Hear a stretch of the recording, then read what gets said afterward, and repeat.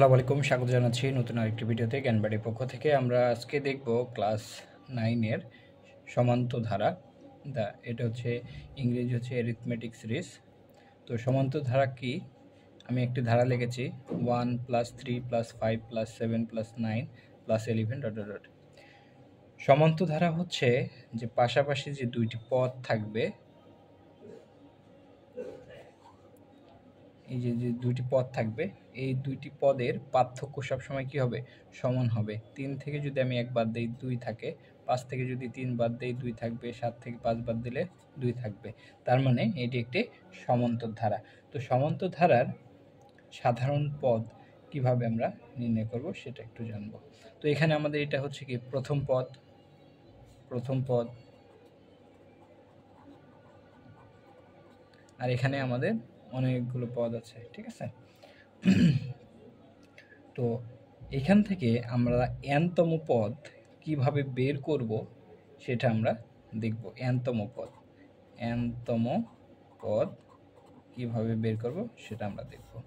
তো সমান্ত ধারার n তম পদ ইকুয়াল আমরা জানি কি a প্লাস, মানে হচ্ছে প্রথম পদ, n তম পদ, যততম পদ 1 মাইনাস হচ্ছে ডি হচ্ছে কি সাধারণ পদ। এখানে হচ্ছে এ হচ্ছে আমাদের কি প্রথম পদ। আচ্ছা, এখানে আমাদের প্রথম পদ কত? 1। তাহলে আমাদের প্রথম পদ কত? 1। এবং সাধারণ অন্তর ডি হচ্ছে কি সাধারণ অন্তর কি দ্বিতীয় পদ মাইনাস প্রথম পদ।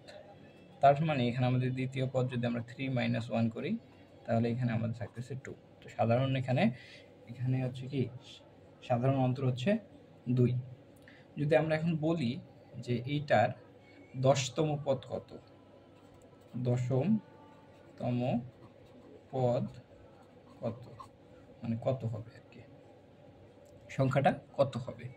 তো এখানে যদি আমরা লিখি এই সূত্র n=n তম পদ = a প্লাস n-1 d, তাহলে হচ্ছে 10তম পদ কত হবে? 10তম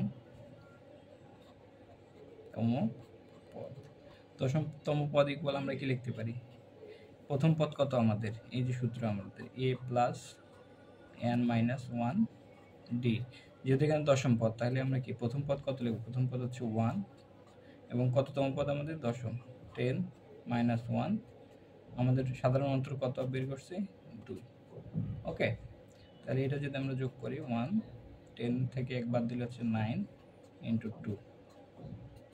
তো 9 দুগুণী কত? 18 আর 1 19। তার মানে এই যে আমরা যে ধারাটা লিখেছি সমান্তর ধারা, এই ধারার 10তম পদ হবে কত? 10তম পদ হবে 19। তার মানে এখানে কততম পদ হচ্ছে? 1 2 3 4 5 6, 6তম পদ হচ্ছে 11 এবং 10তম পদ হবে কত? 19। এটি হচ্ছে সমান্তর ধারার n তম পদ নির্ণয় করার সূত্র। ধন্যবাদ।